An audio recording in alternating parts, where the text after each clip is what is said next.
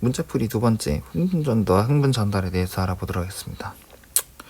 첫 번째는 이제 역치에 대한 얘기를 이제 얘기한 거죠. 실무율에 대한 얘기를 한 거예요.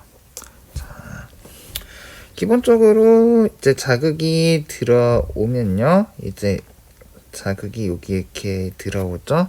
그러면은 이 지점부터 바로 활동 전이가 발생하는 것은 아니고요.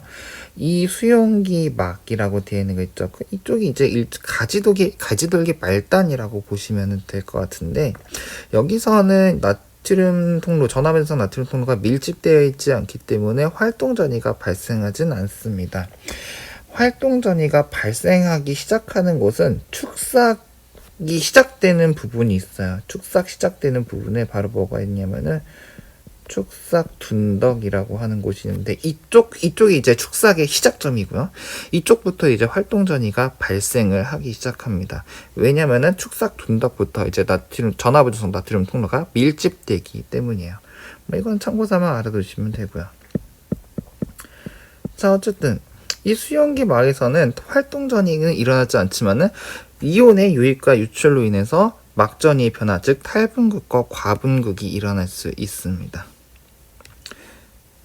그리고 여기서 발생하는 이 수용기 막에서 발생하는 가지돌기 말단 쪽에서 발생하는 탈분극은 이제 자극의 크기와 비례해서 이렇게 증가하게 돼요. 자, S1 같은 경우는 자극의 강도를 지금 이렇게 표시를 해놨죠. 이렇게 표시를 해놨는데, 이 자극의 강도가 커지면 커질수록 탈분극의 크기가 커지는 것을 볼 수가 있습니다. 자, 하지만 이것은 뭐라고요? 이거는 활동 전이가 아니라고요. 이거는 활동 전이가 아닙니다. 자, 여기서 발생한 이 탈분극 크기가, 팔분극 자극이 이쪽으로 가서 축삭 쪽으로 가야 이동이 해서 이 자극이 축삭 쪽으로 전달이 돼야, 전도가 돼야지만이 축삭에서 이 신호를 받아들여서 비로소 활동 전이가 이렇게 발생한다라고 보시면 되겠습니다. 자, 그런데 활동 전이의 가장 큰 특징 중 하나가 뭐라고 했죠? 바로 실무율의 원리를 따른다라고 이야기를 했었죠. 그쵸? 실무율은 뭐냐? all or not이다. 즉, 기준을 넘으면 발생하는 거고, 아님 많은 거고, 이렇게 된다는 겁니다. 그래서 활동 전이 같은 경우는 이 실무율의 원리를 따라서, 이거를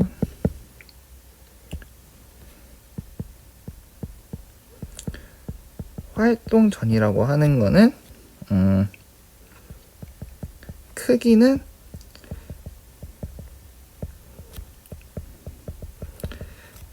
변하지 않는다. 활동 전의 크기는 자극의 크기가 커졌다 작아졌다, 이거에 따라서 활동 전의 크기가 더 커진다 작아진다, 이게 아니다. 자극의 크기가 변하든 말든 활동 전의 크기는 항상 일정하게 요 정도 라인에서 항상 찍힌다. 다만 뭐가 바뀐다? 빈도의 변화로 자극의 크기를 인식한다. 그래서 무엇이라 했습니까? 활동 전위 빈도는 무엇에 비례하더라? 바로 자극의 크기에 비례하더라. 이런 얘기를 했었죠. 자, 여기까지 일단 기본을 보고 1, 2번 봅시다. S1에 자극을 주었을 때 축사에서 활동 전이가 발생하지 않은 이유는 무엇인가? 자, 활동 전이가 발생을 하려면은 기준값을 넘어야 되죠. 그 기준값을 무엇이라 하자? 역치라고 하자. 그럼 X1에서 축삭에서 활동 전이가 발생하지 않은 이유는 뭐라고 하면 됩니까? 역치를 자, 자극의 크기가 역치를 넘지 못했기 때문이다. 이렇게 이야기를 할 수가 있겠죠. 자, 2번입니다. S2를 참고해서 S3에 자극을 주었을 때 축상에서 활동대가 발생하는 패턴을 예상해서 그리고 그렇게 그린 이유를 설명하세요. 자, S2에 비해서 S3의 자극의 강도가 더 큽니다. 그쵸? 그러면 자극의 강도가 S3가 크기 때문에 활동 전이는 어떻게 된다고? 빈도가 증가한다고요. 자, S2에서는 활동 전이 발생 빈도가 하나, 둘, 셋, 넷, 다섯, 여섯, 일곱, 여덟, 8개가 튀는 걸로 나와 있네요.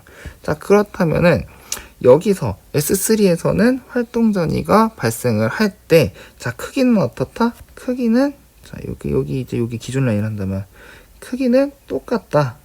크기는 똑같다. 다만 뭐가 바뀐다고? 빈도가 변한다고요. 빈도가 변한다고요. 빈도가 이렇게 변한다고요. 그래서 S3 같은 경우는 S2보다 발생 빈도가 많이 그리면은 되는 것이죠. 그렇게 그린 이유를 설명을 하고, 왜다? 바로 예상해서 그린다. 그렇게 그린 이유를 설명하세요. 어떻게 하면 되겠습니까? 자극의 크기가 커질수록 활동 전이 발생 빈도가 증가하기 때문이다. 이렇게 하면 되겠죠. 여기 이제 저게 강도라고 돼 있으니까 저도 강도라고 했습니다. 자극의 강도가 커질수록 활동 전의 발생 빈도가 증가하기 때문이다. 바로 이 녀석 때문에 이렇게 된다라고 보시면 되겠죠. 자, 두 번째 이제 시냅스가 나와 있죠. 자, 시냅스에서 흥분이 전달되는 과정을 나타낸 것이다. 기억과 뇌는 각각 시냅스 전 뉴런과 시냅스 후 뉴런 중 하나이다. 자, 기본적으로 시냅스 전과 후를 이제 따질 때 신경 전달 물질이 시냅스 속포를 통해서 방출되는 이쪽 부분이 바로 무엇이다? 시냅스 전 뉴런이 되겠고요. 자, 여기 이제 요게 이제 뭐라고요? 수용체잖아요. 이게 신경 전달 물질 수용체가 이렇게 박혀 있는 요 부분이 바로 무엇이다? 시냅스 후 뉴런이다. 이렇게 이야기할 수 있겠죠. 신호의 전달 방향을 기호로 나타내세요. 신호의 전달 방향은 바로 이쪽 방향으로 이야기할 수가 있겠네요.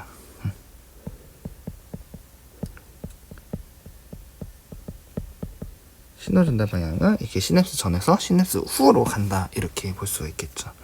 자, 이번에 기억에서 분비된 신경 전달 물질은 니은에서 어떤 작용을 일으키는가? 또한 신경 전달 물질로 인한 니은의 작용이 가능한 이유는 무엇인가? 라고 했죠. 자, 기본적으로 신경 전달 물질 수용체는 이온 통로를 겸임하고 있는 경우가 많다라고 했습니다. 즉, 기억에서 분비된 신경 전달 물질은 니은에서 어떤 작용을 일으키는가라고 한다면은 이제 바로 이온의 이제 통로가 열림으로써 수용체가 신경전달 물질이 신경전달 물질 수용체 다음은 이온 통로가 개폐되면서 이제 이온의 유입과 유출, 이온의 이동이 나타나게 되겠죠. 이로 인해 바로 막전이의 변화가 나타나게 되겠죠. 자, 신경 전달 물질로 인한 니은의 작용이 가능한 이유는 무엇입니까? 바로 신경 전달 물질이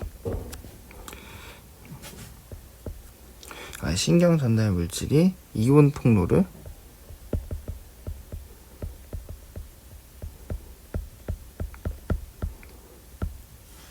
열어주기 때문이죠.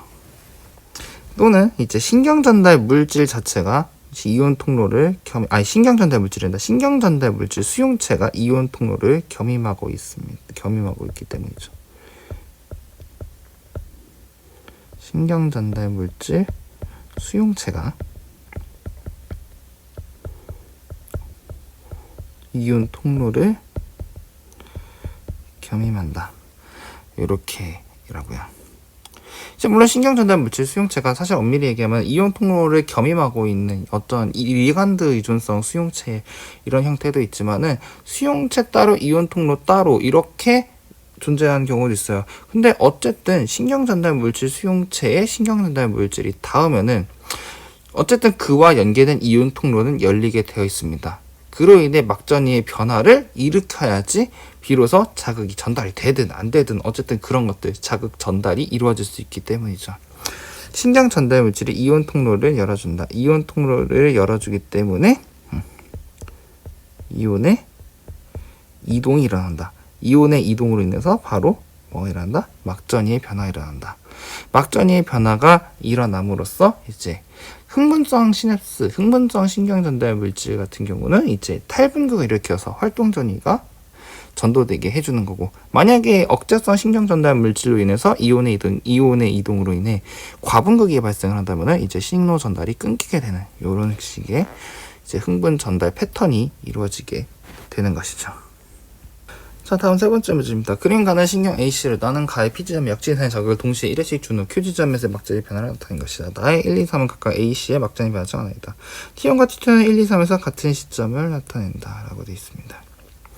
가의 A에서 스몰 a와 스몰 b의 명칭을 써라 라고 되어 있는데, 자, 스몰 a 같은 경우는 신경세포체에 붙어 있죠. 일반적으로 A 같은 신경에서 신경세포체와 인접해 있는 요 돌기를 무엇이라 합니까? 가지돌기라고 하죠. 그리고 B 같은 경우는 신경세포체에서 길게 뻗어 있는 바로 이게 축삭이잖아요. 그쵸? 축삭의 말단 부분입니다. 그래서 축삭돌기. 말단이 되겠죠. 뭐 이것도 A에다가도 가지돌기 말단이다라고 하셔도 무방하긴 합니다. 명칭은 제가 여기다 써놨으니까 여기다 굳이 쓰지는 않을게요. 자, 그 다음에 A의 Q지점에서 막전이 변하는 나의 1, 2, 3 중 어떤 것에 해당하는가 라고 돼 있는데, 자, 기본적으로 신호 전달은 축삭돌기에서 가지돌기 방향으로 갑니다. 그쵸?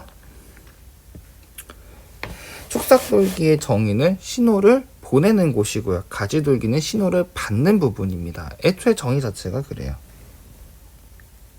즉 축삭돌기 이쪽이 바로 뭐가 되냐면은 시냅스 전 뉴런이라고 보시면 되겠고요.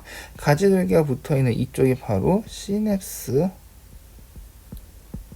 후 뉴런, 이렇게 볼 수가 있죠. 그쵸? 근데 자극은 항상 어디서 어디로 간다고? 시냅스 전에서 시냅스 후로 간다고요. 근데 A를 봅시다. 여기에 자극을 줬어요. 그렇다면은 자, 자극을 양방향으로 이렇게 갑니다. 자, 혹시나 오해하실까봐 축삭 중간에 자극을 주면은 양방향으로 갈 수 있다. 다만 어떻게 낼 수 없다? 역행할 수는 없다.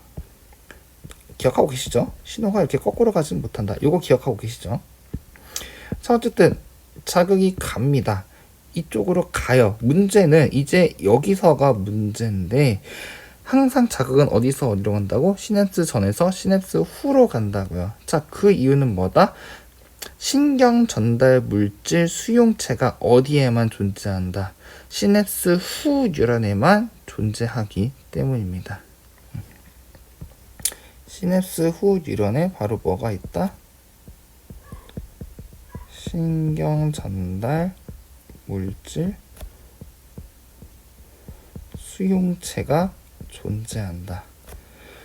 시냅스 전에서는 없어요. 시냅스 전에서는 신경 전달 물질 수용체가 없습니다. 그래서 자극이 여기서 이쪽으로 와도 이쪽은 이제 일단 시냅스 후 뉴런에서는 신경 전달 물질을 방출할 수가 없어요. 왜냐하면 시냅스 소포 자체가 없기 때문이에요. 또한 축삭돌기 말단 이 부분에는 신경 전달 물질 수용체가 존재하지 않기 때문에 애초에 신호 자체가 이렇게 갈 수는 없는 거죠. 그래서 A에서 여기 Q지점을 봤을 때 자극이 이쪽으로 가지 못하니까 막전이 변화가 일어날 리가 없겠죠. 그쵸?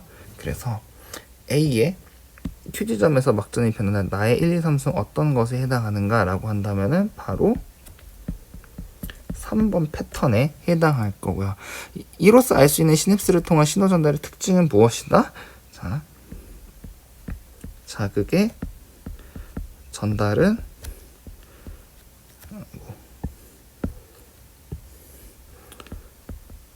시냅스 후 뉴런에서 시냅스 전 뉴런으로 전달될 수 없다. 이렇게 이런 거를 이제 알 수가 있죠. 이 실험을 통해서 실제로 이것을 알 수가 있습니다. 자, 밑에 3번 볼게요. B와 C의 퀴즈하면서 막전이 변한 나의 1, 2, 3 중 각각 어떤 것에 해당하는가? 자, B는 민마리집 신경이에요. 얘는 민마리집 신경이죠. C는 뭡니까? 마리집 신경이에요. 그렇죠. 자, 민마리집 신경 같은 경우는 이제 마리집 신경에 비해서 흥분 전도 속도가 느리다라고 이야기한 바 있습니다. 그래서 전교진도 강의 때 이 얘기를 했었죠. 흥분 전도 속도에 영향을 미치는 요인.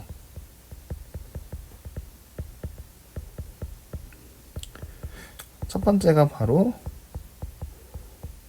마리집의 유무가 되겠고요. 두 번째는 바로 축삭의 굵기다.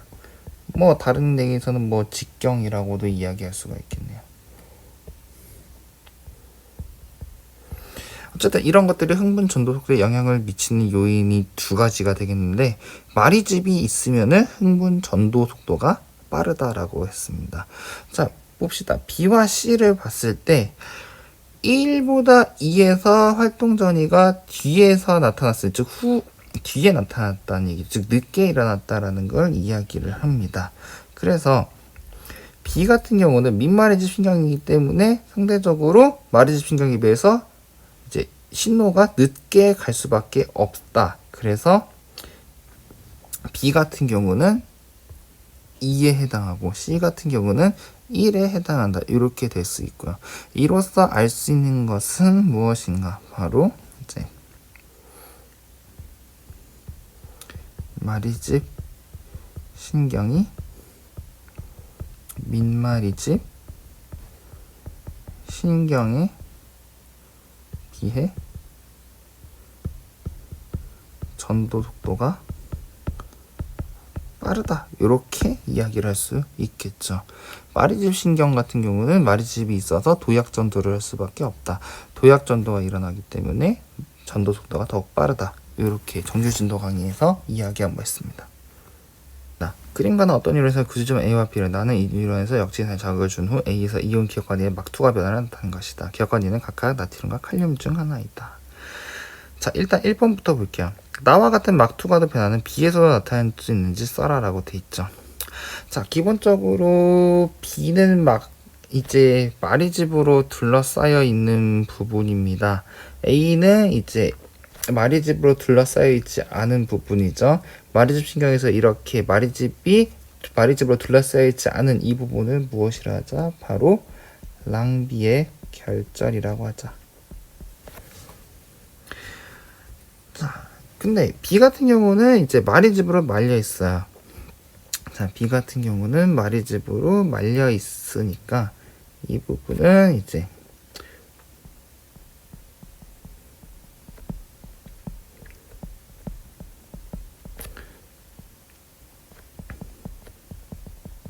마리집이 존재하는 부분이니까요. 일단은 마리집 자체가 절연체, 즉 전기 신호를 차단해 주죠. 그러니까 전기 신호를 차단해 준다는 얘기는 축삭을 통해 전기 신호가 갈 때 외부로 전기 신호가 발산해서 약화되는 것을 차단시켜 줄 수 있다는 얘기입니다. 축삭에서 이제 전기 신호의 전달은 이온이 담당하게 되잖아요. 그쵸? 마리집이 절연체이기 때문에 이온의 투과가 일어날 수가 없다. 이런 식으로 해석할 수도 있고요. 또한 B 부분에는 바로 뭐가 없다? 이 B 부분은 막수송체가 없다라고 했습니다. 막수송체가 없어요. 그래서 여기서는 이온의 투과가 절대로 일어날 수가 없습니다. 실제로 이제 신경과 관련된 질환 중에서 어떤 질환이냐면은 다발성경화증이라는 질환이 있어요. 이제 다른 말로 탈수초성 질환이라고 하는데, 이거를 풀이해서 얘기하면은 마리집이 있어야 되는 부분에 마리집이 없게 되는 경우를 이야기를 하는 거야. 자, 원래 마리집이 이렇게 이렇게 있는 마리집 신경인데 마리집이 없는 부분이 이렇게 생겼다. 마리집이 벗겨졌다. 마리집이 이제 여러 가지 요인에 의해서 벗겨진 상태. 마리집이 뭐 요런 경우를 이제 우리는 다발성 경화증이라고 하는데, 그러면 어떤 일이 벌어지냐면은 도약 전도가 이렇게 실컷 일어나게 되잖아요. 근데 여기서 마리집이 없으니까 더 이상 도약이 일어날 수 없어. 그러면은 도약이 일어날 수 없으면은 어떻게든 이렇게 신호가 가면 그나마 낫겠는데, 이쪽엔 뭐가 없다고요? 막수성체가 없다고요. 그러니까 이쪽에서 더 이상 이온의 투가 일어날 수 없기 때문에 전기 신호가 끊기게 되는 거예요. 여기서. 그래서 전기 신호가 제대로 가야 되는데 제대로 가지 못해서 여러 마비 증상이 일어나고 이런 것들이 이제 다발성 경화증이라고 하는데, 이게 바로 비에서 막수성체가 없기 때문에 나타나는 이제 현상 중 하나라고 볼 수가 있겠습니다. 말이 좀 길어졌는데, 나와 같은 막투가도는 비에서 이런 나타날 수 있는지 혈압 나타날 수 없다.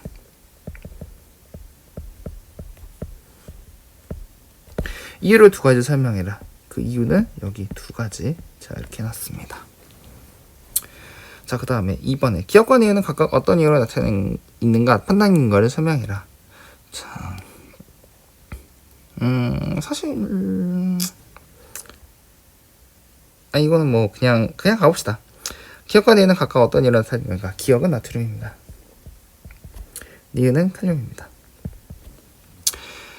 자, 판단 근거를 얘기하라.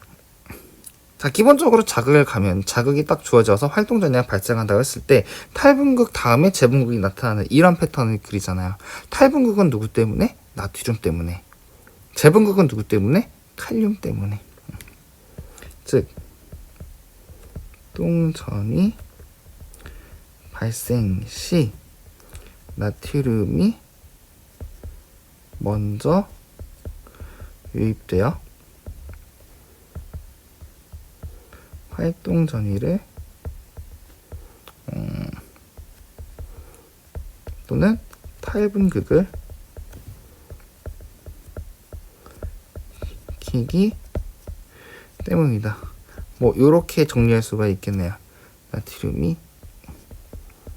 칼륨보다 활동전이 발생 시 나트륨이 칼륨보다 먼저 유입돼서 활동전이를 발생시키기 때문이다. 탈분극을 발생시키기 때문이다. 뭐 이런 식으로 정리할 수가 있겠네요. 자, 그 다음 3번에 구간1에서 기억의 투과도 변화로 인해 어떤 현상이 발생하는가. 기억은 뭐라 했죠? 나트륨이라 했죠. 나트륨이 투과하면서 어떤 현상이 발생하는가? 바로 탈분극이다.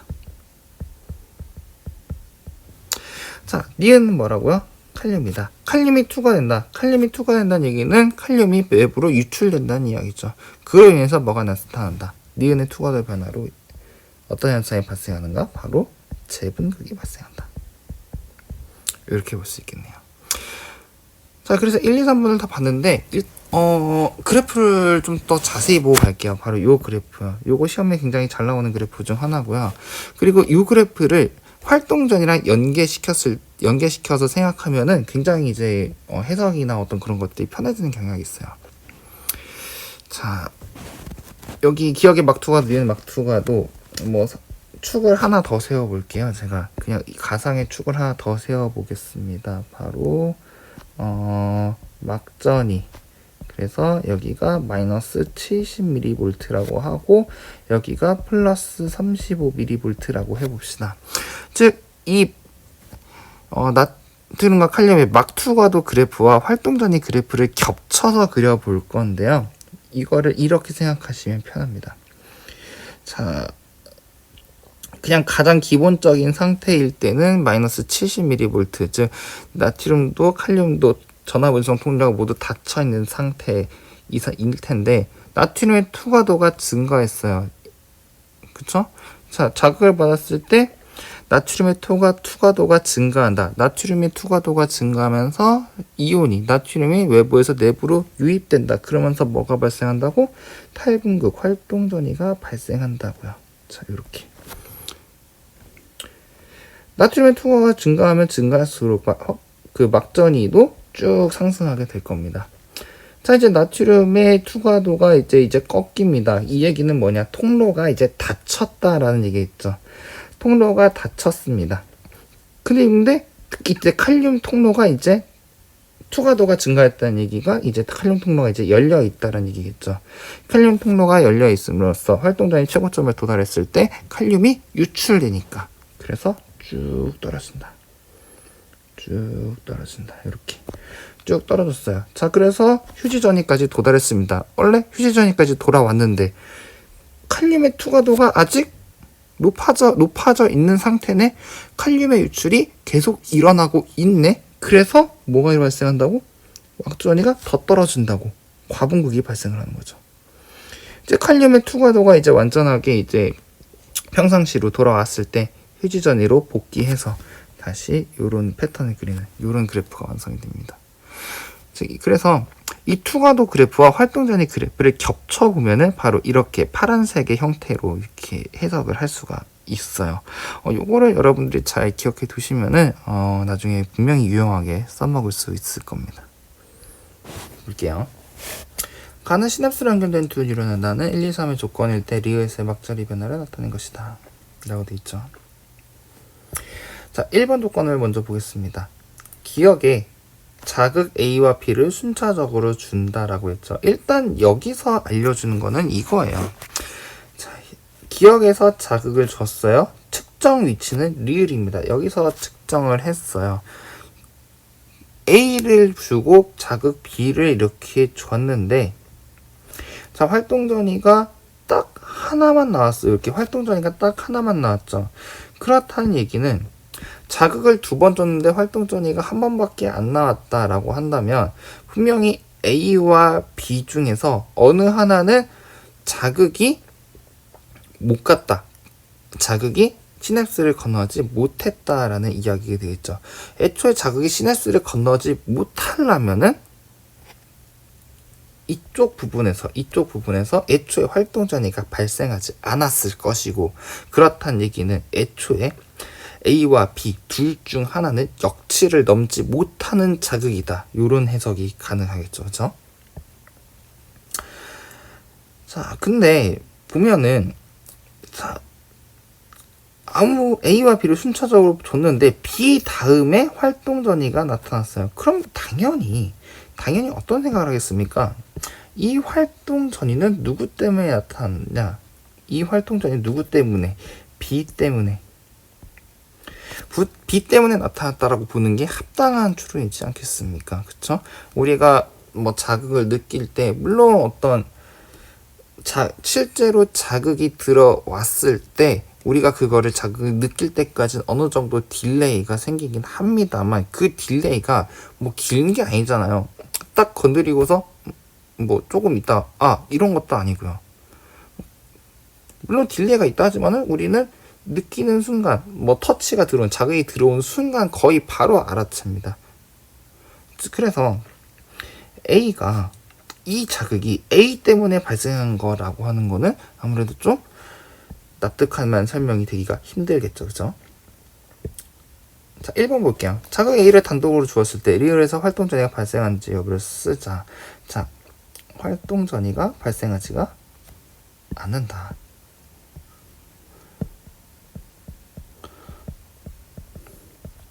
가 하지 않는다. 그 이유를 설명해라. 자, 왜냐? 바로 A는 역치를 넘을 수 있는 자극이 아니기 때문이다. 라는 얘기가 되겠죠. 그럼 B는 뭡니까? B는 역치를 넘을 수 있는 자극이다. 이렇게 되겠죠. 자, 그 다음에 2번 볼게요. 물질 X와 물질 Y는 각각 어떤 기능을 하는 물질인지 써라. 자, 그 다음에 2번 조건과 3번 조건이 있습니다. 이제 1번은 대조군으로 준 거고요. 2, 3번은 실험군으로 준 거겠죠. 기억에 자극 A를 준 후 디귿에 물질 X를 처리했다. 시냅스에다가 물질 X를 처리했다라는 겁니다. 즉 여기다가 물질 X, Y를 이제 내가 강제로 주입을 해줬다는 거야. 그쵸? 자, 그런데 봅시다.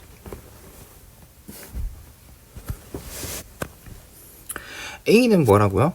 역치를 넘을 수 있는 자극이 아니라서 리을까지 자극이 못 갔다라고 했어요. 그런데 자, 활동전이가 발생을 했죠. 그 전에 뭘 넣어줬어? 물질 X를 넣었어. 자, 그럼 이 자극은 누구 때문에 나타났다라고 보는 게 맞겠습니까? 물질 X 때문에 발생했다라고 볼 수 있겠죠. 자, A는 원래 이제 역치를 넘을 수 있는 자극이 아니기 때문에 자극 전달이 되지 않지만 물질 X로 인해서 이쪽에서 리을 쪽에서 시냅스 후 뉴런에서 활동 전이가 발생을 했다.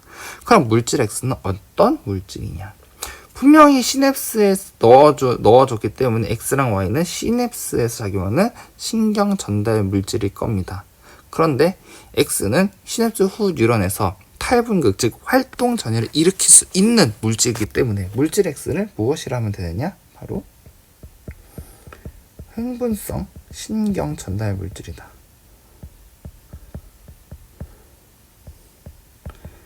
이렇게 이야기할 수 있겠죠. 자, 판단 근거를 이야기해라. 자극 A는 이렇게 해봅시다. 너무 기니까. 자극 A는 리을의 활동 전이를 발생시킬 수 없는데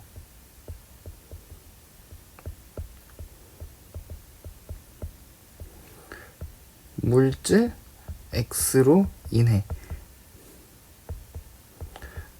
활동 전이가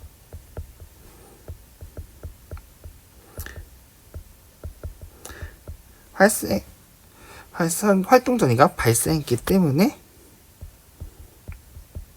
흥분성 신경 전달 물질이다. 이렇게 이야기할 수가 있겠죠.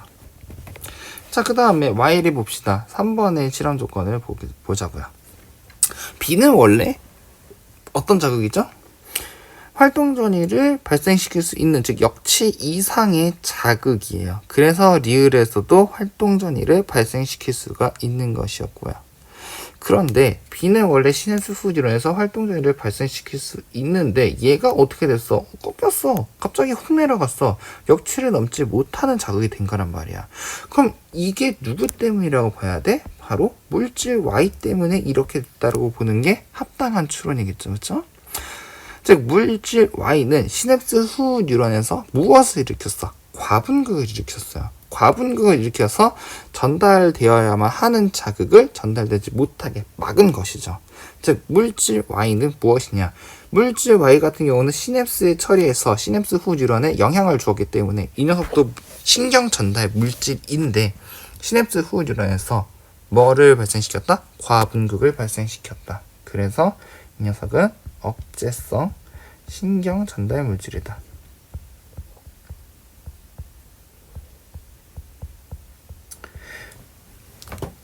자, 이유를 쓰자면은 자극 B는 리을의